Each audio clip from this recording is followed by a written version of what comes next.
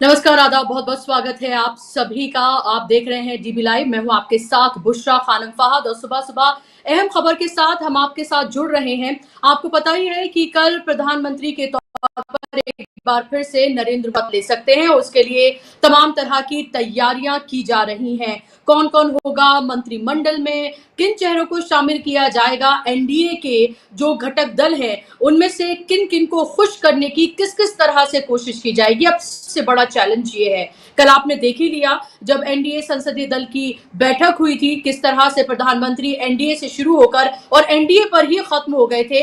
एक बार भी उन्होंने मोदी मोदी की गारंटी, मोदी के किए हुए काम या मोदी शब्द का इस्तेमाल नहीं किया। आपने वो भी देखा कि किस तरह से बिना टेलीप्रॉम्प्टर के एक लाइन दो लाइन बोलने में कार्यवाहक प्रधानमंत्री नरेंद्र मोदी पूरी तरीके से लड़खड़ा गए, जिनको देश का ही नहीं दुनिया का कहा जाता है कि बहुत बड़े ओरेटर्स में से वो एक हैं। आपने देखा कि टेलीप्रॉम्प्टर नहीं था तो किस तरह से लड़खड़ाए। लेकिन क्या सिर्फ वो लड़खड़ाए हैं या उनकी सरकार भी जल्द ही लड़खड़ा सकती है, ये एक बड़ा सवाल है। और इसी सवाल के साथ आज हम आपके सामने आए हैं। सीडब्ल्यूसी की आपसे कुछ ही देर में बैठक होने वाली है। 12 बजे का वक्त मुकर्रर किया गया है। उसमें कुछ अहम चीजों को लेकर बातें की जाएंगी। जाहिर सी बात है, इलेक्शन रिजल्ट के बाद सीडब्ल्यूसी की ये पहली बैठक हो रही है और ऐसे वक्त में हो रही है जब कल नरेंद्र मोदी एक बार फिर से शपथ ले सकते हैं। क्या अहम फैसले इसमें लिए जा सकते हैं? क्या सरकार का दावा ठोकने के लिए या फिर उसके क्या आने वाले वक्त में किस तरह की कंडीशंस पैदा हो सकती हैं, इसको लेकर क्या उसमें बातचीत होगी, इस सब पर हमारी नजर रहेगी, हम आपको बताएंगे। लेकिन खबर ये नहीं है, खबर यह है कि नीतीश कुमार और चंद्रबाबू नायडू, जिनके ऊपर ये पूरे के पूरी एनडीए सरकार का दारोमदार अब टिक गया है कि वो हैं तो सरकार बनेगी, वो नहीं है तो सरकार नहीं बनेगी। अब सामने आ रहा है कि उन्होंने कई तरह की शर्तें रखी हैं। भले ही आपको हेडलाइंस मैनेजमेंट करके ये दिखाने की कोशिश की जा रही है कि सब कुछ ठीक है और तमाम शर्तें मानकर वो उनको शामिल कर लिया गया है, लेकिन असली खबर ये है कि दोनों ही घटक दल होम मिनिस्ट्री किसी भी कीमत पर नहीं देना चाहते हैं। और उससे अहम बात खबर यह है कि अमित शाह को वो नहीं चाहते हैं कि वो एक बार फिर से होम मिनिस्टर बने। ये एक अहम सवाल है। इसके साथ साथ खबर ये भी है कि चंद्रबाबू नायडू और उनके जो नेता हैं, सांसद हैं, उन्होंने उनका ये कहना है और ये खबर है सूत्रों के हवाले से कि चंद्रबाबू नायडू भले ही सरकार में हो लेकिन समर्थन वो बाहर से करें, यानी कि सरकार के साथ रहकर, यानी एनडीए में शामिल होकर वो सरकार में शामिल ना हो बल्कि बाहर से समर्थन दें। ये खबर हमने आपको पहले भी बताई थी। और उनका ये कहना है कि क्योंकि चंद्रबाबू नायडू ये चाहते हैं, किसी भी कीमत पर वो ये मानने के लिए तैयार नहीं है कि उन्हें स्पीकर का पद ना दिया जाए। वो चाहते हैं कि स्पीकर का पद चंद्रबाबू नायडू के पास ही हो। इसके अलावा एनडीए का संयोजक भी उनको बनाया जाए और कई महत्वपूर्ण मंत्रालय भी वो मांग रहे हैं। अगर इन तमाम शर्तों को नहीं माना जाता है तो वो क्या बाहर से सपोर्ट करेंगे? इसके अलावा आंध्र प्रदेश और क्या बिहार को स्पेशल राज्य का दर्जा भारतीय जनता पार्टी देगी, क्योंकि दोनों की ही, नीतीश कुमार की भी और चंद्रबाबू नायडू दोनों की ही यही मांग है। और हम आपको तमाम तरह की खबरें जो है वो आप तक पहुंचाएंगे। और हम आपको ये भी बता दें कि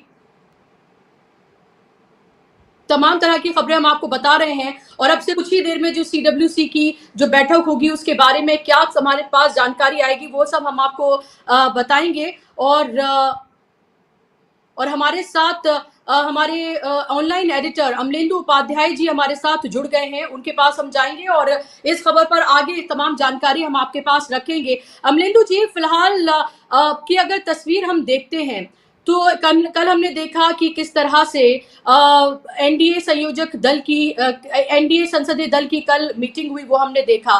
फिर उसके बाद राष्ट्रपति से वो मिले और ये लाइव तस्वीरें हैं जो फिलहाल हम आपको दिखा रहे हैं। और ये तस्वीरें सीडब्ल्यूसी की हैं और ये तस्वीरें सीडब्ल्यूसी की हैं जो फिलहाल हम आपको दिखा रहे हैं। अमलिंदु जी, फिलहाल क्या अपडेट है हमारे पास सीडब्ल्यूसी की बैठक को लेकर? देखिए हमारी टीम वहाँ पहुँची हुई है, वहाँ से हम लोग इसकी लाइव रिपोर्टिंग कर रहे हैं और हमारी टीम वहाँ से जो विजुअल्स भेज रही है हम आपको दिखा भी रहे हैं कि CWC की बैठक शुरू हो गई है। CWC की बैठक में एक तो मुद्दा ये है जो अभी तक सुनने में आया है कि एक तो नेता संसदीय दल मतलब लोकसभा में कौन होगा कांग्रेस का, इसको तय किया जाएगा, यानी जो कि नेता विपक्ष यानी एक तरीके से होगा। हो सकता है राहुल गांधी के नाम पे इसकी मोहर लग जाए, क्योंकि लोगों की काफ़ी ज़्यादा उत्सुकता है कि राहुल गांधी के नाम पे राहुल गांधी अब जो है कांग्रेस का नेतृत्व लोकसभा के अंदर करें। और उसके पीछे कारण जो बताए जा रहे हैं वो बहुत से कारण जो ये है कि एक तो राहुल गांधी जो है वो एक तरीके से प्रधानमंत्री बनने के लिए अनिच्छुक जिस तरीके से रहे हैं पिछले दिनों भी, तो उसको देखते हुए ये समझा जाता है कि जो संकट के समय में राहुल गांधी ने जिस तरीके से कांग्रेस का नेतृत्व किया, वो चाहे 2019 का चुनाव हो चाहे अभी 2024 के चुनाव में जिस तरीके से उन्होंने धार दी, तो कांग्रेस जनों को लगता है कि लोकसभा के अंदर अब राहुल गांधी को मोर्चा संभालना चाहिए प्रधानमंत्री के सामने एकदम खड़े होकर के, चूँकि बहुत कमज़ोर लाचार नरेंद्र मोदी इस समय जो है वो सदन के अंदर दिखाई देंगे और राहुल गांधी के ताबड़तोड़ हमलों की जवाब देने की हिम्मत एक तरीके से कहा जाए वो नरेंद्र मोदी में नहीं होगी। तो इसके लिए भी चर्चा लगता है होगी। और दूसरा चर्चा जो महत्वपूर्ण चीज़ है वो ये है कि किस तरीके से मोदी जी की जो सरकार बनने जा रही है, अभी तक बनी नहीं है, उनको निमंत्रण मिल गया है, वो इलेक्ट PM हैं अभी, तो उस सरकार को किस तरीके से अस्थिर किया जाए इस पे भी लगातार चर्चा रहेगी और क्या क्या रणनीति अपनी जाए, किस तरीके से NDA के जो घटक दल हैं उनमें तोड़फोड़ की जाए, इसको लेकर के सारी मंथन और कार्यप्रणाली जो रणनीति है वो इसमें तैयार होगी। तो ये अभी तक जो है सूचना है बुशरा जी हम लोगों के पास में, बाकी आगे जैसे जैसे सूचनाएं आती जाएंगी हम इसको बताते जाएंगे। बिल्कुल, और हमारी टीम वहां पर मौजूद है CWC की मीटिंग में और जो तमाम अपडेट्स हमारे पास आएंगे वो हम आप तक पहुंचाएंगे। फिलहाल जो तस्वीरें आप देख रहे हैं बेहद महत्वपूर्ण तस्वीरें हैं। इलेक्शन के रिजल्ट के बाद ये पहली CWC की मीटिंग हो रही है और CWC की इस मीटिंग में बहुत महत्वपूर्ण फैसले लिए जाने हैं, क्योंकि आप ये समझिए ये मीटिंग ऐसे वक्त में हो रही है जब कल एक बार फिर से नरेंद्र मोदी प्रधानमंत्री पद की शपथ ले सकते हैं और इस बीच ये मीटिंग हो रही है। इसमें बहुत सारी जो रणनीति है उसको लेकर बात करनी है। प्रेशर ये है कि इस बार अपोजिशन लीडर के तौर पर राहुल गांधी कमान संभालें। ये लगातार नेताओं का, कांग्रेस पार्टी के कार्यकर्ताओं का ये एक तरह से प्रेशर है और ये उनका कहना है कि राहुल गांधी वहां पर अपोजिशन के लीडर बने जब तक सरकार नरेंद्र मोदी की है, जब तक इसलिए क्योंकि अभी इस पर बहुत सारे क्वेश्चन मार्क लगे हुए हैं। लेकिन कांग्रेस के नेताओं का ये कहना है कि जिस तरह से जी, तो ये अभी हम आपको दिखा रहे हैं वहाँ की विजुअल्स, जो CWC की बैठक चल रही है वहाँ से हम लाइव आपको ये विजुअल्स दिखा रहे हैं। हमारी टीम इस समय कांग्रेस मुख्यालय पे मौजूद है जहाँ CWC की बैठक चल रही है, वहाँ से हम ये लाइव विजुअल्स आपको दिखा रहे हैं। बुशरा जी का हमसे संपर्क टूट गया है, अभी फिर बुशरा जी जुड़ती हैं तो उसको आगे कंडक्ट करेंगे बुशरा जी। लेकिन अभी जो हम विजुअल्स आपको दिखा रहे हैं तो हम ये चर्चा कर रहे हैं कि आज CWC की बैठक क्यों बुलाई गई है, जबकि कल NDA की बैठक हुई थी और कल NDA की बैठक में नरेंद्र मोदी को प्रधानमंत्री का दावेदार एक तरीके से चुन लिया गया और फिर जाकर के उन्होंने दावा भी राष्ट्रपति के सामने पेश कर दिया। राष्ट्रपति ने उनको सरकार बनाने का निमंत्रण भी दे दिया। ऐसे समय में तुरंत इसके बाद CWC की बैठक का महत्व बढ़ जाता है। वो महत्व इसलिए बढ़ जाता है कि NDA की रणनीति के बरक्स कांग्रेस की रणनीति क्या होगी और इंडिया गठबंधन की रणनीति क्या होगी। लोकसभा और राज्यसभा के अंदर इंडिया गठबंधन किस तरीके से मुत्तहिद होकर, एकजुट होकर के मोदी सरकार, जो आप कोई मोदी सरकार इसको नहीं कह रहा है, NDA सरकार कहा जा रहा है, तो NDA सरकार को किस तरीके से घेरेगा और जो नरेंद्र मोदी हैं प्रधानमंत्री जो बनने जा रहे हैं उनको किस तरीके से मजबूर किया जाएगा कि वो संसद में आकर के सवालों के जवाब दें। पिछले जो 10 साल गुजरे हैं उसमें नरेंद्र मोदी लगातार सदन से गायब रहे हैं। सबसे कम सदन में उपस्थित रहने वाले प्रधानमंत्री में शुमार किए जा सकते हैं नरेंद्र मोदी। तो नरेंद्र मोदी की रणनीति के सामने क्या रणनीति इंडिया गठबंधन की होगी, क्या रणनीति कांग्रेस की होगी, इसको लेकर के आज CWC की बैठक हो रही है, यानी कांग्रेस वर्किंग कमेटी की बैठक हो रही है। और ये सिर्फ कांग्रेस वर्किंग कमेटी की बैठक नहीं है बल्कि ये विस्तारित बैठक है, यानी इसमें जो स्थायी सदस्य हैं CWC के, उसके अलावा जो आमंत्रित सदस्य हैं उनको भी आमंत्रित किया गया है। और बड़े स्तर पर यानी देश भर के पैमाने पर कांग्रेस की क्या रणनीति होगी होगी, किस तरीके से जो सहयोगी दल हैं उनके साथ राज्यों में समन्वय बना के रखना है, सदन के अंदर क्या रणनीति रहेगी, जहाँ जो सहयोगी दल हैं इंडिया गठबंधन के उनसे किस तरीके से संपर्क बना के रखना है, क्या क्या रणनीति हो कि सरकार को लगातार मजबूर किया जाए और किस तरीके से सरकार को अस्थिर किया जाए लगातार, इसको लेकर के यहाँ रणनीति तैयार होगी।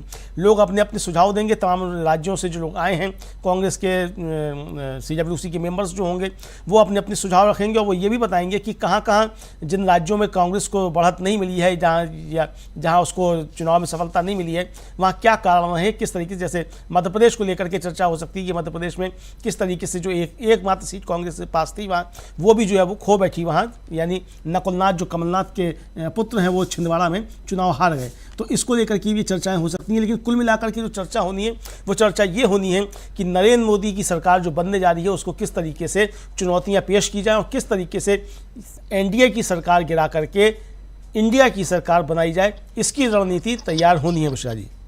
जी बिल्कुल, और ये बहुत महत्वपूर्ण बातें हैं जो अभी अमलेंदु जी आपको बता रहे थे, इसी पर हमारी निगाहें हैं। और ये CWC की मीटिंग बेहद महत्वपूर्ण मीटिंग है।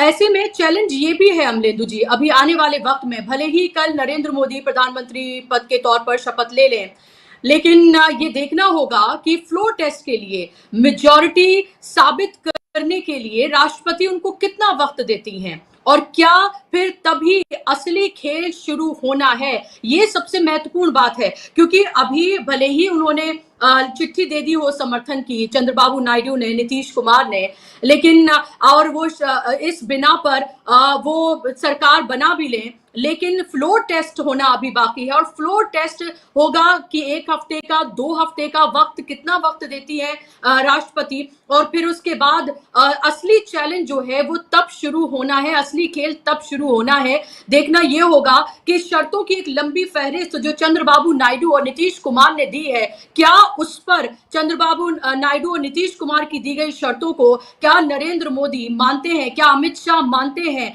क्या विशेष राज्य के दर्जे से लेकर होम मिनिस्ट्री से लेकर तमाम तरह की जो बातें कही जा रही हैं क्या उनको वो दी जाती हैं, ये महत्वपूर्ण सवाल है। क्या आपको लगता है अमलेंदु जी बड़ा चैलेंज शुरू होगा फ्लोर टेस्ट से, और देखना होगा कि राष्ट्रपति कितना वक्त देती है उनको, 1 हफ्ते का, 2 हफ्ते का। और ये अभी आप तस्वीरें देख रहे हैं, ये तस्वीरें अभी आपने देखी राहुल गांधी और प्रियंका गांधी, मल्लिकार्जुन खड़गे को देखिए आप, इसमें सोनिया गांधी यहाँ पर हैं, और इससे पहले हमने प्रियंका गांधी और राहुल गांधी को जाते हुए देखा अपने उसी चित परिचित अंदाज में, कंधे पे हाथ रखकर अपनी बहन की वो अंदर मीटिंग के लिए वो जा रहे थे। और अभी आपने सोनिया गांधी को देखा, मल्लिकार्जुन खड़गे को आपने यहाँ पर देखा। तमाम महत्वपूर्ण जो रणनीतिकार, जो नेता हैं तमाम, और जो आला कमान है वो तमाम वहां पर पहुंच गए हैं। मीटिंग शुरू हो चुकी है CWC की, और इस मीटिंग में बहुत महत्वपूर्ण फैसले लिए जाने हैं। फैसले ये लिए जाने हैं कि आखिर किस तरह से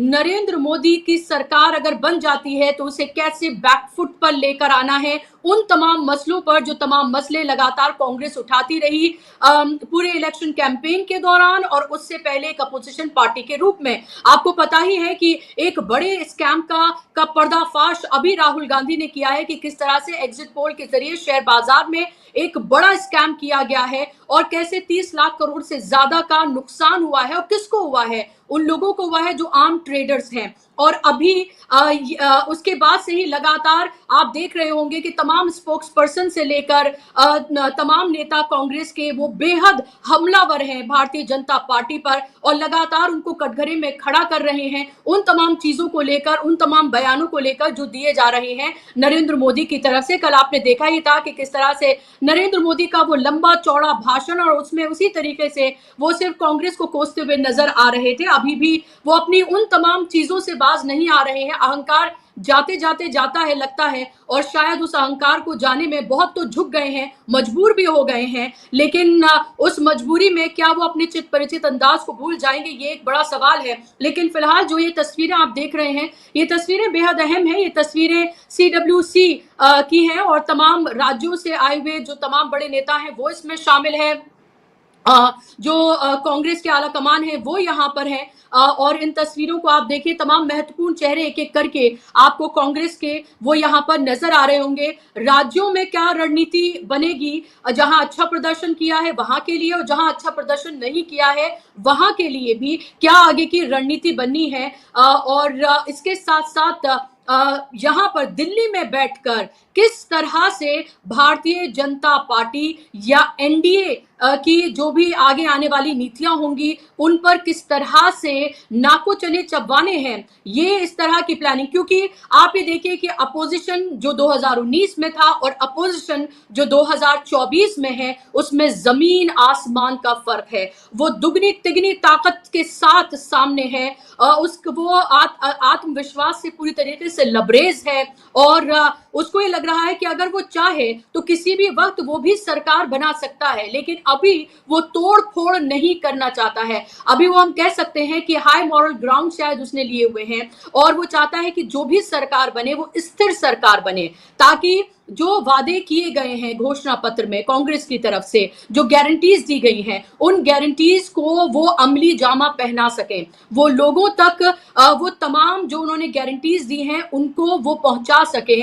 जो ये कहा गया था कि 8,500 रुपए हर महीने महिलाओं को दिए जाएंगे, पहली नौकरी पक्की की जाएगी, आते ही 30 लाख जो खाली पद पड़े हैं उन बेरोजगार युवाओं को रोजगार दिया जाएगा, वो खाली पद भरे जाएंगे। और इसी तरह के वादों की एक लंबी फहरिस्त है, न्याय की एक लंबी फहरिस्त है, किसानों का न्याय, युवाओं का न्याय, बेरोजगारों को न्याय, महिलाओं को न्याय। ये 5 न्याय थे जिनकी बात की गई थी ब्रॉडर, और उसके अंडर जिस तरह की पॉलिसीज लाने की बात की गई थी वो तमाम लोगों के सामने हैं। उन पर यकीन करके लोगों ने कांग्रेस को इस बार 100 के पार पहुंचाया है, लगभग 100 सीटें दी हैं, और पूरे इंडिया गठबंधन, क्योंकि एक साथ वो लड़ रहा था, उसको 234 पर पहुंचाया है। कुनबा बढ़ी रहा है, 234 से अब मेरे ख्याल से 35 या 36 ऑलरेडी हो चुके हैं इंडिया गठबंधन का जो नंबर है।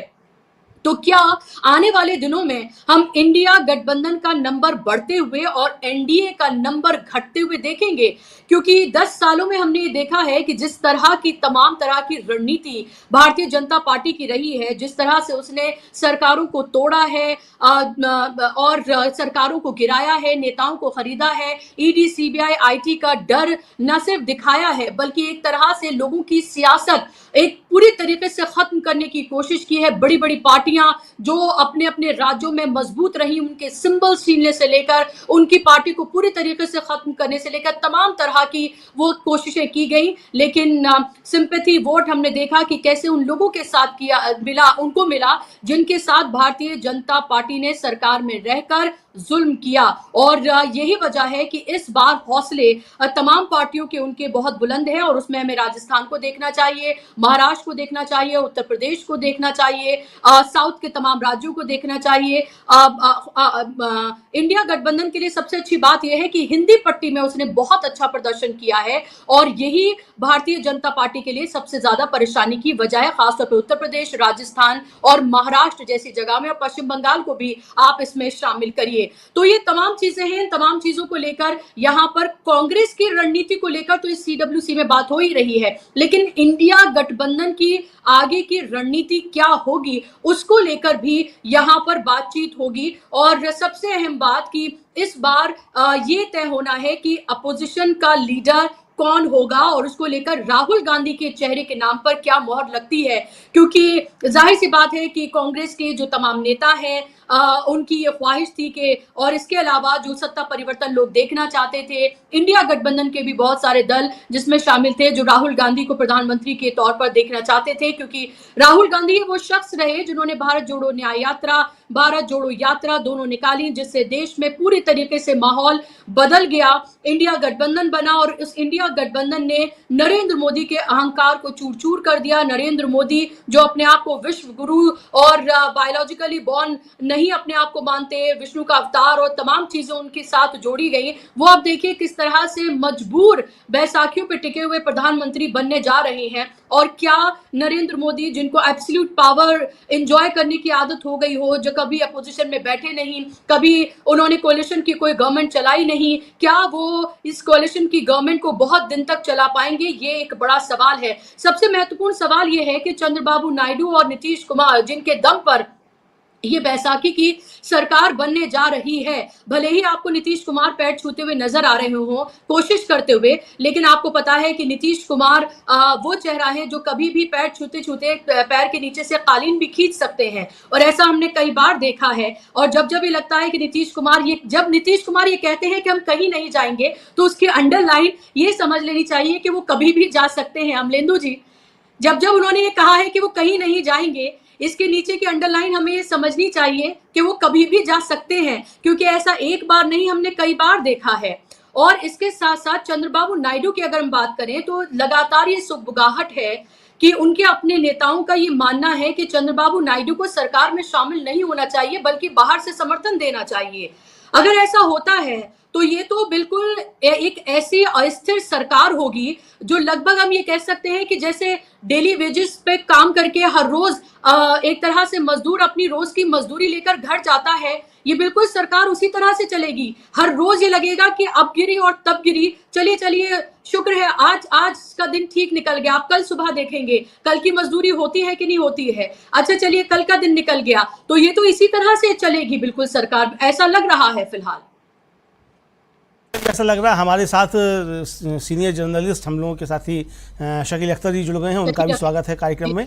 और बुशरा जी, देखिए जो सरकार के ऊपर जो संशय के बादल लगातार उठ रहे हैं, वो तो लगातार उठते ही रहेंगे, क्योंकि नीतीश कुमार ने कल जिस तरीके से पैर छूने की कवायद की है, ये सिर्फ पैर छूना नहीं है।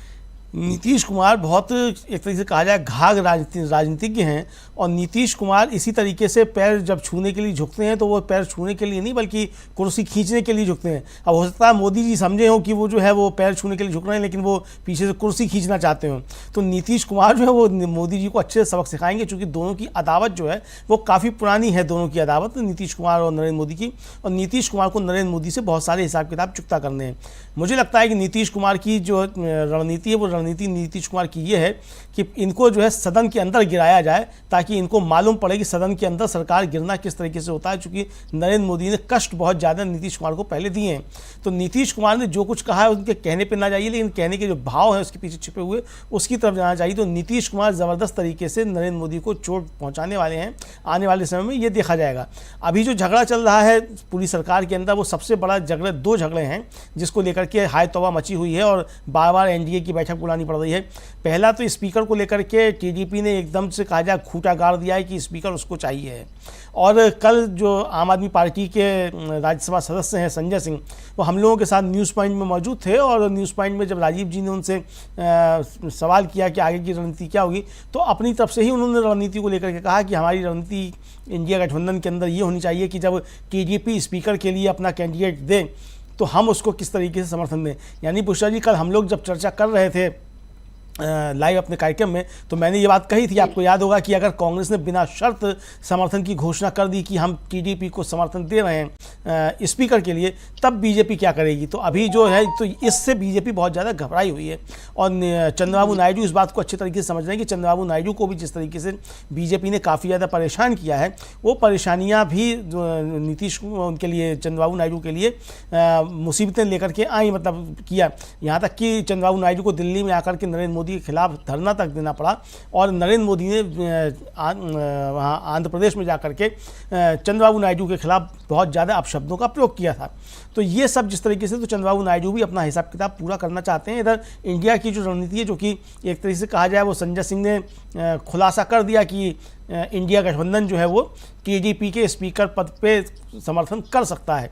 तो अगर ये रणनीति तैयार हो जाती है, अभी अगर घोषणा हो जाती है कि टीडीपी के स्पीकर के को समर्थन देंगे, तो भारतीय जनता पार्टी की मजबूरी हो जाएगी कि स्पीकर टीडीपी का बने। तो इसको लेकर के भारतीय जनता पार्टी की बेचैनी बहुत ज़्यादा बढ़ गई है, क्योंकि स्पीकर अगर भारतीय जनता पार्टी का होगा तो उससे छोटे दलों को, जो एनडीए के ही सहयोगी हैं, उनको तोड़ने में उसको एक तो सुविधा हो जाएगी, स्पीकर फिर अपने तरीके से काम करेंगे। जिस तरीके से ओम बिरला ने पिछले 5 साल जो चलाया है सदन, वो सबने देखा है किस तरीके से तमाम संवैधानिक परंपराओं का, संवैधानिक नियमों का जो उल्लंघन किया गया, किस तरीके से ताक पर सब रख दिया गया।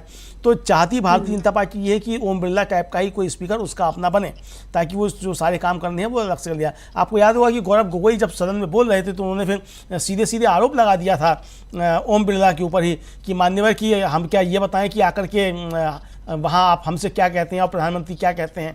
तो यानी कि एक तरीके से ये बता दिया था गौरव गोगोई ने सदन के अंदर खड़े होकर के कि ओम बिरला जो है वो अच्छे स्पीकर, क्या मतलब कायदे के स्पीकर नहीं है। ये एक तरीके से भरे सदन में गौरव गोगोई ने आरोप लगा दिया था। तो भारतीय जनता पार्टी के लिए वो अच्छे स्पीकर हैं, चूँकि वो भारतीय जनता पार्टी के जिस तरीके से चाहती है उस तरीके से सदन चलाते हैं। तो भारतीय जनता पार्टी यही चाहेगी, लेकिन टीडीपी जिस तरीके से अड़ गई है, और टीडीपी इसीलिए अड़ गई है, आपको याद होगा कि 2019 में भारतीय जनता पार्टी ने टीडीपी के 4 सांसदों को बीजेपी में शामिल करा लिया था टीडीपी के। तो ये टीडीपी को जिस तरीके से दुख दिए हैं भारतीय जनता पार्टी ने, यानी कि नरेंद्र मोदी ने, तो चंद्रबाबू नायडू उससे आहत हैं। आप देखिए मजे की बात यह है कि कल नरेंद्र मोदी जो थे वो अपने भाषण में विकसित भारत की बात करना भूल गए कि विकसित भारत 2047, लेकिन चंद्रबाबू नायडू ने विकसित भारत 2047 की बात की। यानी कि नरेंद्र मोदी की जो जुमलेबाजियां हैं वो नरेंद्र मोदी अपनी जुमलेबाजियां नहीं भूल पाएंगे, और उनके सहयोगी जो हैं उनको उनकी जुमलेबाजी याद दिलाते रहेंगे कि आपकी जुमलेबाजी क्या थी। चंद्रबाबू नायडू ने नरेंद्र मोदी की जुमलेबाजी जो थी विकसित भारत 2047 की, उसको लेकर के एक तरीके से चंद्रबाबू नायडू ने नरेंद्र मोदी को कटघरे में खड़ा किया। तो ये जो जिस तरीके से अंदर सब चीज़ें चल रही हैं भारतीय जनता पार्टी और एनडीए के बीच में घमासान चल रहा है, तो ये तो निश्चित है कि ये सरकार ज़्यादा समय तक नहीं चल सकती है। अब ये अपना बहुमत भी साबित कर पाएगी नहीं कर पाएगी, ये इंडिया गठबंधन की रणनीति पर निर्भर करता है कि वो क्या रणनीति बना रहे हैं। बाकी अभी जो CWC की बैठक हो रही है उसमें क्या चल रहा है, वहाँ से हमारे रिपोर्टर जुड़े हुए हैं, इकरार खान, वो बताएंगे वहाँ से क्या चल रहा है। शकील जी हमारे साथ जुड़ चुके हैं। शकील जी के पास इंडिया गठबंधन की पल पल की जानकारी रहती है, अंदर की चीज़ें जो होती हैं वो शकील अख्तर जी के पास होती हैं। मिश्रा जी। जी बिल्कुल। शकील साहब, एक बार फिर से आपका इस्तकबाल, और आपसे मेरा सवाल यही है कि CWC की ये मीटिंग जो चल रही है, जिसकी तस्वीरें हम लगातार दिखा रहे हैं, लाइव तस्वीरें जो स्क्रीन पर हमारे दर्शक देख रहे हैं, जिसमें अभी देखा राहुल गांधी, प्रियंका गांधी, सोनिया गांधी, मल्लिकार्जुन खड़गे, KC वेणुगोपाल से लेकर तमाम जो अहम लीडर्स हैं राज्य के और यहाँ दिल्ली से, तमाम वो वहां पर मौजूद हैं। और अभी आपसे मैं जानना चाहती हूँ, आखिर कौन से वो महत्वपूर्ण बिंदु हैं जिन पर यहाँ पर बात होनी है? क्या इसको लेकर भी चर्चा है, जो प्रेशर है एक तरह से कि राहुल गांधी ही अपोजिशन के लीडर बने इस बार, ये प्रेशर है? क्या आपको लगता है राहुल गांधी इस बात को मानेंगे? क्योंकि वो चाहते हैं कि अगर सरकार बन जाती है, कितने दिन चलेगी नहीं चलेगी वो एक अलग सवाल है, उस पर तो हम चर्चा कर ही रहे हैं। मान लीजिए कि वो सरकार बन जाती है तो इनके कैसे नाको चने चबवाने हैं, इसके लिए राहुल गांधी से बेहतर तो कोई और हो नहीं सकता। तो आपसे मैं जानना चाहती हूँ कि क्या कुछ महत्वपूर्ण आज इस CWC की मीटिंग में? देखिए, CWC की ये जो मीटिंग है, ये चुनाव के बाद की स्थितियों पर विचार करने के लिए है, और चुनाव में क्या हुआ, कैसे कांग्रेस को सफलता मिली, कैसे इंडिया गठबंधन को सफलता मिली, इस सारे बारे में प्रस्ताव पास किया जाएगा। और इसके लिए राहुल गांधी को शायद अभी कुछ कहना मुश्किल है, लेकिन लगता है कि एक धन्यवाद दिया जाएगा औपचारिक रूप से कि राहुल गांधी के नेतृत्व में कांग्रेस ने ये सफलता प्राप्त की है। इसके साथ ही राहुल गांधी की जो यात्राएं थी 2, उनका भी उसमें जिक्र होगा कि राहुल गांधी की यात्राओं ने किस तरह से पूरा सीन बदल दिया और किस तरह से कांग्रेस जो है वापस मजबूत हुई है, और आज इतनी मजबूत है कि बीजेपी को उसने सामान्य बहुमत से भी पीछे धकेल दिया। बीजेपी को 240 तक रोक देना एक बहुत बड़ी बात है। ऐसा कारनामा एक बार कांग्रेस, या कहना चाहिए राहुल, पहले भी कर चुके हैं गुजरात में।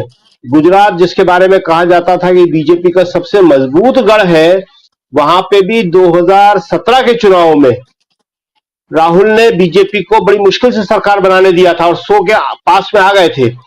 तो ये जो CWC है, उसका जो महत्वपूर्ण बात यह है कि राहुल के नेतृत्व को, उनके जन नेता की छवि को स्वीकार करना, उसके लिए धन्यवाद देना, और आगे की जो कार्रवाइयां हैं कि किस तरह से हमें काम करना है, उस पर विचार करना। जहां तक राहुल के लोकसभा में नेता बनने का सवाल है, तो वो आज एक अलग मीटिंग हो रही है जो संसद के सेंट्रल हॉल में होगी, कांग्रेस संसदीय दल की, जिसमें लोकसभा और राज्यसभा के सदस्य शामिल होंगे। वो अलग मीटिंग है, वो शाम को होने वाली है और उसके बाद रात को यहीं जहां ये हो रहा है अशोक होटल, यहाँ पे एक डिनर होगा। तो आज कांग्रेस के बड़े व्यस्त प्रोग्राम है। शुरुआत हुई है सीडब्ल्यूसी की मीटिंग से, और ये सीडब्ल्यूसी की मीटिंग में आप जो इतने सारे लोग देख रहे हैं, दरअसल ये विस्तारित मीटिंग कहलाती है, जिसमें कांग्रेस जो है अपने सारे जितने भी फ्रंटल ऑर्गेनाइजेशन है उनको, राज्यों में जो विधायक दल के नेता होते हैं उनको, मुख्यमंत्रियों को, सबको बुलाती है। सीडब्ल्यूसी जो है कांग्रेस वर्किंग कमेटी, वो कांग्रेस की सर्वोच्च नीति निर्धारक समिति है। पार्टी के जो भी नीतिगत निर्णय होते हैं वो यही पास होते हैं और उसके बाद उन्हें इंप्लीमेंट करने की जिम्मेदारी कांग्रेस अध्यक्ष को होती है। तो ये बड़ी महत्वपूर्ण इकाई होती है कांग्रेस पार्टी की, और इसकी जो मीटिंग है वो बहुत ही महत्वपूर्ण है। और इसमें जो एक और खास बात हम आपको बता दें कि जो शाम को मीटिंग होने वाली है कांग्रेस संसदीय दल की, तो उसमें ये तो करीब करीब तय है कि कांग्रेस संसदीय दल का नेता सोनिया गांधी को चुना जाएगा, लेकिन उसके बाद राहुल को अभी चुना जाएगा या कांग्रेस संसदीय दल का नेता ही मनोनीत करता है लोकसभा और राज्यसभा में अपना नेता, तो वो बाद में सोनिया गांधी करेंगी। तो ये अभी देखना पड़ेगा। और अभी फिलहाल कांग्रेस को इतनी जल्दी नहीं है उसकी। कुछ खबरें ऐसी होती है जो मीडिया बहुत तेजी में चलाती है, तो मीडिया इस खबर को तेजी में चला रही है और मीडिया उन्हीं खबरों को तेजी से चलाती है जिनसे कांग्रेस में कॉन्ट्राडिक्शंस उभरे और कांग्रेस के कुछ नेता भी ये मांग करने लगते हैं। लेकिन ये कांग्रेस की अपनी चीज है, इसको आराम से सोच समझ के कि राहुल को सदन के बाहर कितना टाइम देना है, राहुल को सदन के अंदर कितना टाइम देना है, तो ये सब चीजें अभी देखी जाएंगी। जी, जाहिर सी बात है, अभी कई राज्यों के महत्वपूर्ण चुनाव भी हैं इसी साल। हरियाणा और महाराष्ट्र उनमें से एक है और दोनों ही जगह पर कांग्रेस ने बहुत अच्छा प्रदर्शन किया है। कांग्रेस महाराष्ट्र में सबसे बड़ी पार्टी के रूप में उभरी है, वो उसके लिए एक बड़ी कामयाबी है। और हरियाणा की बात करते हैं तो वो 5 सीटें उसने अपने पाले में लाई है, जहां पर पिछली बार 10 की 10 सीटें जो हैं वो भारतीय जनता पार्टी ने जीती थी और ये एक बड़ी कामयाबी है। और दोनों ही जगहों पर इसी साल असेंबली के इलेक्शंस भी होने हैं। इन तमाम चीजों को भी देखना बेहद महत्वपूर्ण है कि कैसे जो राज्य उससे छिन गए, उन राज्यों पर एक बार फिर से कैसे कब्जा किया जाए और किस तरह से वहां पर जीत का परचम लहराया जाए। ये भी एक चैलेंज है कांग्रेस के सामने। अभी जिस तरह से वो लगातार राज्यों से सिमटती रही, अभी उन्हीं राज्यों पर जैसे जैसे असेंबली इलेक्शंस आएंगे उस पर कैसे वो एक बार फिर से कब्जा करे। और जो अभी कांग्रेस का पूरा मोमेंटम बना हुआ है, जिस तरह से लोगों ने एक बार फिर से विश्वास कांग्रेस के ऊपर, राहुल गांधी के नेतृत्व पर जताया है, उसको कैसे और मजबूत किया जाए, इस पर भी जाहिर सी बात है आगे विचार होना बाकी है। इकरार हमारे साथ जुड़ गए हैं, हमारे रिपोर्टर। इकरार, अगर आपको मेरी आवाज आ रही है तो फिलहाल मुझे बताइए क्या कुछ महत्वपूर्ण इस मीटिंग में होने जा रहा है और क्या कुछ आप तक खबरें हैं अब तक? जी बिल्कुल। सबसे पहले तो मैं ये बताना चाहूँगा कि अशोका होटल जो है, जिसमें कन्वेंशन सेंटर है, जो जहां आपको याद होगा कि जो इंडिया गठबंधन की जो बैठक हुई थी जिसमें नीतीश कुमार अभी आए थे, और उसी बैठक के बाद नीतीश कुमार की जो है नाराजगी जो सामने आई थी कि उन्हें जो है संयोजक नहीं बनाया गया, उसी कन्वेंशन सेंटर में आज सीडब्ल्यूसी की बैठक है। और बैठक के अंदर तमाम कांग्रेसी नेता हैं, सीडब्ल्यूसी के मेंबर हैं और पीसीसी के जो मेंबर हैं, वो तमाम लोग मौजूद हैं बैठक के अंदर। ओपनिंग रिमार्क जो कि मल्लिकार्जुन खड़गे हैं, जिनकी अध्यक्षता में बैठक हो रही है, उन्होंने जो है अपने कार्यकर्ताओं को धन्यवाद दिया है, क्योंकि ये बैठक बहुत ही सीक्रेट होती है, इसमें मीडिया अंदर अलाउड नहीं होता है, मीडिया सब बाहर है। तो छन छन के जो खबरें आती हैं उसके आधार पे मैं आपको ये बता रहा हूं कि अंदर जो है बैठक में खड़गे जी ने पार्टी कार्यकर्ताओं को धन्यवाद दिया है। साथ ही राहुल गांधी की जो भारत जोड़ो यात्रा है उसके लिए राहुल गांधी जी को धन्यवाद दिया है, सोनिया गांधी को का धन्यवाद किया है और उसके साथ साथ कार्यकर्ताओं का धन्यवाद किया है। और उन्होंने जो कहा कि न्याय और उन्होंने कहा कि राहुल गांधी जी को भी मैं बधाई देना चाहता हूं, जिन्होंने संविधान, आर्थिक गैर बराबरी, बेरोजगारी और सामाजिक न्याय और सौहार्द जैसे मसलों को जन जन तक पहुंचाया। ये राहुल जी के नेतृत्व में 2 साल पहले 4000 किलोमीटर लंबी भारत जोड़ो यात्रा और फिर 6600 किलोमीटर लंबी भारत जोड़ो यात्रा का फल है, जिसकी मदद से हमें जनता से जुड़ने और उनकी समस्याओं, सरोकार और आकांक्षाओं को जानने में मदद मिली है। इसी आधार पर कांग्रेस पार्टी ने अपना चुनावी अभियान किया। इसी के साथ साथ जो भी, जैसा अभी शकील जी जिक्र कर रहे थे कि विभिन्न राज्यों में जो चुनाव हुए हैं, उन चुनावों में जो चुनाव परिणाम आए हैं उन पर चर्चा की जा रही है। विशेषकर वो जिन राज्यों में करारी हार हुई है या जिन राज्यों में जो है अच्छा प्रदर्शन किया है, वहाँ सभी पीसीसी मेंबर्स जो है प्रदेश कांग्रेस के जो मेंबर्स होते हैं वो सब आए हैं। वो सब अपनी अपनी रिपोर्ट देंगे कि हार का क्या कारण रहा। इसमें सबसे महत्वपूर्ण है मध्य प्रदेश में, क्योंकि जो जीरो रहा है और वहाँ कांग्रेस के कद्दावर नेता जो है दिग्विजय सिंह, वो खुद भी चुनाव लड़े थे, वो चुनाव हारे हैं और वो भी जो है CWC के मेंबर है। उनके साथ साथ जो है उनके अलावा जो है मध्य प्रदेश से 3 और मेंबर हैं, जिसमें कमलेश्वर पटेल और जो मीनाक्षी नटराजन। तो ये तीनों जो कद्दावर नेता कांग्रेस के माने जाते हैं, ये तीनों जो है इनके ऊपर जो है सबसे बड़ी जिम्मेदारी थी प्रदेश में जो जिताने की। लेकिन आपने देखा प्रदेश में जो कांग्रेस बिल्कुल शून्य पर सिमट गई है। उसके अलावा हिमाचल प्रदेश और उत्तराखंड, इन सब राज्य में जहां जहां कांग्रेस जो 0 पर सिमटी है, वहां उन राज्यों की रिपोर्ट्स मांगी जा रही है। उन राज्यों में क्या रहा हार का कारण, ये सब मांगी जा रही हैं। इसके साथ साथ जो है जो सबसे मुख्य बात है, वो सबकी नज़र जो टिकी हुई है कि आखिर जो लोकसभा में नेता प्रतिपक्ष कौन होगा, उसी को लेकर जो है सुगबुगाहट जो है वो राहुल गांधी के नाम पर हो रही है। लेकिन अब क्या प्रस्ताव पास होता है, क्या होता है, वो सब अभी कुछ देर बाद ये कांग्रेस जो है प्रेस कॉन्फ्रेंस करेगी। हमने देखा हम हॉल के बिल्कुल बाहर खड़े हैं। ये पीछे मेरे हॉल है जिसमें कन्वेंशन सेंटर, जिसमें मीटिंग चल रही है। राहुल गांधी 2 बार बाहर आए हॉल के बाहर, मोबाइल पे कुछ बात की। मोबाइल पे बात करने के बाद वो अंदर गए, फिर आके वो दूसरे कॉरिडोर से उस तरफ गए।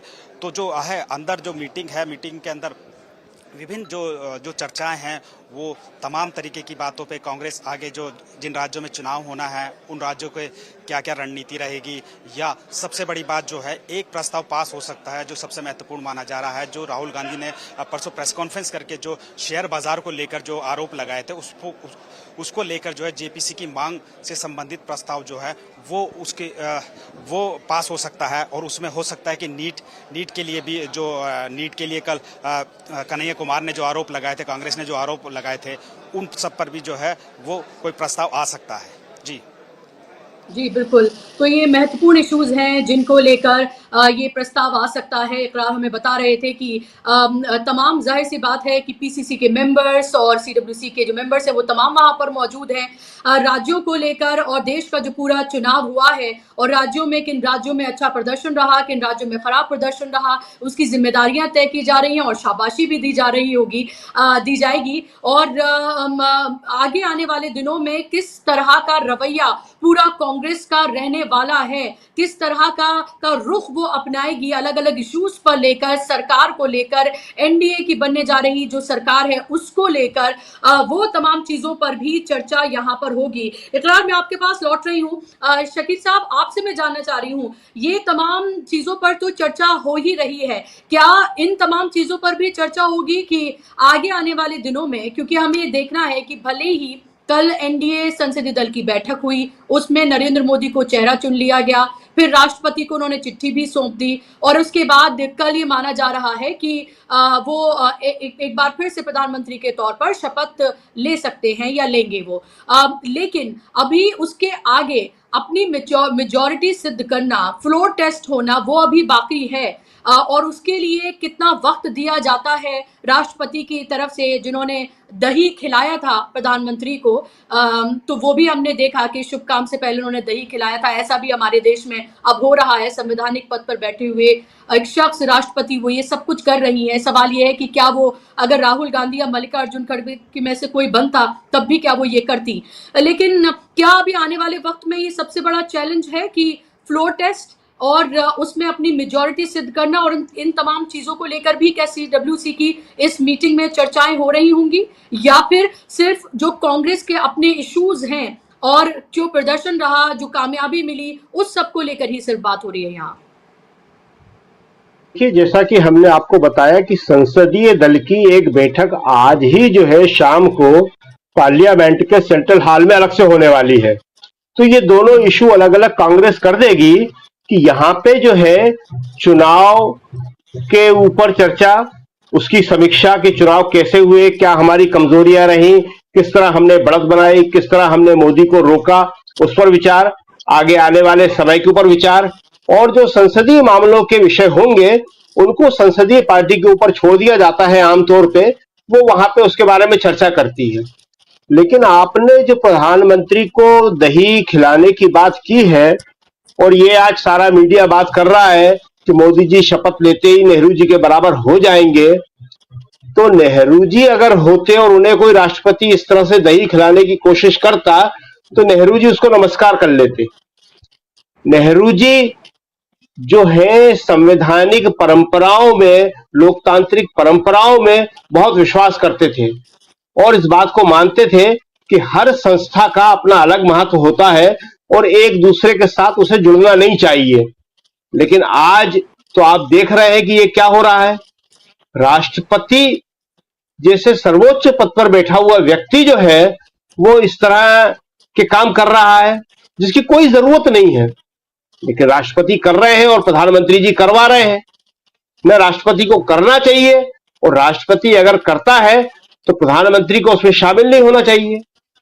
ये बताने का ज्यादा मौका नहीं है, लेकिन फिर भी हम बता दें कि पहले भी कभी राष्ट्रपति ने इस तरह की कोशिश करी नेहरू जी के टाइम में, तो नेहरू जी ने उसमें शामिल होने से इनकार कर दिया और नेहरू जी ने अपनी नाराजगी या अपनी असहमति बताई है। लेकिन आज तो वो कहते हैं कि नेहरू जी के बराबर हो जाएंगे वो तीसरी बार से। अरे ब्रेडमैन से ज्यादा अगर कोई टेस्ट खेल लेगा तो ब्रेडमैन के बराबर हो जाएगा वो। आज मीडिया को ये बताना चाहिए कि नेहरू जी ने क्या क्या किया। अगर नेहरू तुम्हारे स्टैंडर्ड है, तुम बताते हो कि नेहरू ने ये किया, तो आज बताओ कि नेहरू ने देश में किस तरह आईआईटी बनाए, आईआईएम बनाए, एम्स बनाए, जिनके पढ़े लिखे बच्चे ही दुनिया में नाम कर रहे हैं। देखिए खैर वो अलग मुद्दा है। तो आज की जो कांग्रेस कार्य समिति की बैठक है ये बहुत ही महत्वपूर्ण है, और इसमें जो है सबसे बड़ी बात यह है कि इसी पर विचार किया जाएगा कि मध्य प्रदेश का जैसे जिक्र आया कि मध्य प्रदेश में जीरो है, तो मध्य प्रदेश में जीरो होने के कई कारण हैं। कमलनाथ कल आए, सोनिया गांधी जी से मिलके चले गए और सारा का सारा ठीकरा उन्होंने किस पे फोड़ दिया कि बीजेपी ने साहब पैसे खर्च किए। अरे वो तो बीजेपी को करने ही थे खर्च। ये कौन सी नई बात आप बता रहे हो इतने बड़े नेताओं के। आप ये बताओ कि आप बीजेपी में जाने की कोशिश क्यों कर रहे थे, उसके बाद आप कैसे उम्मीद कर रहे थे कि छिंदवाड़ा की जनता आपको जिता दे। आप खुलेआम बीजेपी में जाने की कोशिश कर रहे थे और उसके बाद आप ये उम्मीद करते हैं कि वहां पे आपका बेटा चुनाव जीत जाएगा। देखिए मध्य प्रदेश में 2003 के बाद से कांग्रेस सरकार नहीं है, बहुत बड़ा इशू है ये, इसमें इनको विचार करना चाहिए। और जहां तक दिग्विजय सिंह जी की बात है, तो ये दिग्विजय सिंह जी को चुनाव क्यों लड़वाया कांग्रेस ने। सबको मालूम था कि मध्य प्रदेश में हालत खराब है, दिग्विजय सिंह का उपयोग मध्य प्रदेश में और देश में अन्य जगह करना चाहिए था। लेकिन दिग्विजय सिंह जी एक ऐसे नेता है कि उनसे अगर नेतृत्व कह देता है कि आपको लड़ना है, तो दिग्विजय सिंह कभी मना नहीं करते। पिछला चुनाव भी लड़ लिए थे लोकसभा में भोपाल से, आपको याद होगा। उस वक्त भी हमने कहा था, लिखा भी था कि इसकी कोई जरूरत नहीं है। वहां भी दिग्विजय सिंह को हरवाया इन लोगों ने, और अभी तो हरवाया ही हरवाया। ये सबको मालूम था कि मध्य प्रदेश में स्थिति ऐसी नहीं है, एक छोटी सीट पे क्या जरूरत थी दिग्विजय सिंह को चुनाव लड़वाने की। लेकिन ये कांग्रेस में ये सब चलता है, ये होता है। एक बार दिग्विजय सिंह ने कहा था यहां दिल्ली में कि मैं बड़े बड़े शेरों से नहीं डरता, लेकिन ये जो एआईसीसी के अंदर बैठे हुए चूहे हैं इनसे बहुत डर लगता है। इन चूहे से मतलब जो यहाँ पे षड्यंत्र करने वाले लोग हैं। तो ये ताकतें हैं, बहुत बड़ी ताकतें हैं ये। जब दिग्विजय सिंह ने यात्रा की थी अपनी नर्मदा यात्रा, और जिसकी वजह से ही 2018 का विधानसभा चुनाव कांग्रेस जीती थी, जो हम बता रहे हैं कि 2003 से आज तक लगातार हारती रही। एक चुनाव बीच में जीती एक साल के लिए 2018 का, वो दिग्विजय सिंह की नर्मदा यात्रा थी। लेकिन उस नर्मदा यात्रा में कांग्रेस के ही लोगों ने राहुल गांधी को शामिल नहीं होने दिया था। कई बार प्रोग्राम बने और कांग्रेसी कटवा देते थे उसको। तो ये सब जो है इस पे कांग्रेस को विचार करने की जरूरत है। देखिए 100 की संख्या पर्याप्त नहीं है। अगर आप जी तीसरे चुनाव में 100 तक लाते हैं और इस पे कांग्रेसी अगर खुश हो जाते हैं तो ये कांग्रेस के लिए अच्छी बात नहीं है। कांग्रेस को ये सोचना चाहिए कि वो इससे ज्यादा क्यों नहीं ला पाई, उसकी क्या कमियां हैं, किस तरह से वो छत्तीसगढ़ में सिर्फ एक सीट जीत पाई है, छत्तीसगढ़ में ही बघेल जी हार गए। तो ये सारी चीजों पे विचार होना चाहिए और हमें लगता है कि कहीं स्वर उठेंगे इसके लिए, लोग कहेंगे, देखते हैं खबर आएगी किसने क्या कहा। जी बिल्कुल, और उसी का इंतजार है कि आखिर क्या रीजंस दिए जाते हैं हार के और जीत के क्या रीजंस रहे जिन राज्यों में अच्छा प्रदर्शन किया गया है। और इसमें अगर हम देखें तो अशोक गहलोत और इसके साथ साथ सचिन पायलट ये हैं जिनकी तारीफ करनी चाहिए, क्योंकि एक ऐसा राज्य जहां पर हर तरह के कम्युनल बयान दिए नरेंद्र मोदी ने, और खासतौर पर बांसवाड़ा जहां से शुरुआत ही उन्होंने की थी और वो हार गए। हालांकि वो सीट भारतीय जनता पार्टी वो हार गई जहां पर उन्होंने कहा था कि घुसपैठिए और जिस तरह के तमाम शब्दों का इस्तेमाल मुसलमानों के लिए किया गया था वहां से हार गई। तो ये भी देखना बेहद महत्वपूर्ण है। और ये भी हमने देखा कि 5-5 साल जिन राज्यों में, राजस्थान में 5 साल एक सरकार, 5 साल दूसरी सरकार रहती है, उलट पलट कर वहां के लोग कहते हैं कि खाते हैं और राजनीति भी उसी तरह से ही करते हैं। तो वहां पर भले ही हार गई हो कांग्रेस, लेकिन उसका प्रदर्शन वहां पर अच्छा रहा, टक्कर उसने दी भारतीय जनता पार्टी को, और उसी का नतीजा रहा कि हमने देखा कि वहां पर अच्छा अलायंस किया गया छोटे दलों के साथ, और इसी का नतीजा रहा कि वहां वो एक रिस्पेक्टेबल नंबर पर है और उसको जो राजस्थान में जो सीटें आई हैं। इसके साथ साथ तेलंगाना की भी बात की जानी चाहिए और कर्नाटका की भी बात की जानी चाहिए, क्योंकि इन दोनों ही राज्यों में बेहतर प्रदर्शन की उम्मीद थी, लेकिन उतना बेहतर प्रदर्शन वहां पर कांग्रेस का नहीं रहा। और हिमाचल जहां पर लग रहा था कि कम से कम 2 सीटें आ सकती हैं, वहां चारों सीट पर वो हार गई। तो ये तमाम जाहिर सी बात है, ये समीक्षा है और समीक्षा होनी चाहिए, तमाम राजनीतिक पार्टियां ये समीक्षा करती हैं। लेकिन इस सब के बीच जब हम समीक्षा कर रहे हैं और ये इनकी कांग्रेस की जीत और हार की हम समीक्षा कर रहे हैं, खुद कांग्रेस इस मीटिंग में अपनी समीक्षा कर रही है, तो हमें यह भी देखना चाहिए कि कैसे कोई लेवल प्लेइंग फील्ड नहीं मिला था कांग्रेस को। कांग्रेस स्ट्रगल करती रही एक एक पैसे के लिए, कैसे उसके जो अकाउंट है उनको पूरी तरीके से सीज कर दिया गया, वो आखिरी वक्त तक एडवर्टीजमेंट देने तक के लिए तरसती रही, और कैसे वो इन तमाम मसलों में उलझी रही। मीडिया का रोल, जिस तरह से एक नेगेटिव पूरा प्रचार कांग्रेस को लेकर किया गया, उस सब के बीच नरेंद्र मोदी ने सिर्फ कांग्रेस को सेंटर में रखकर किस तरह से पूरा अपना चुनावी अभियान जो चलाया, वो तमाम चीजें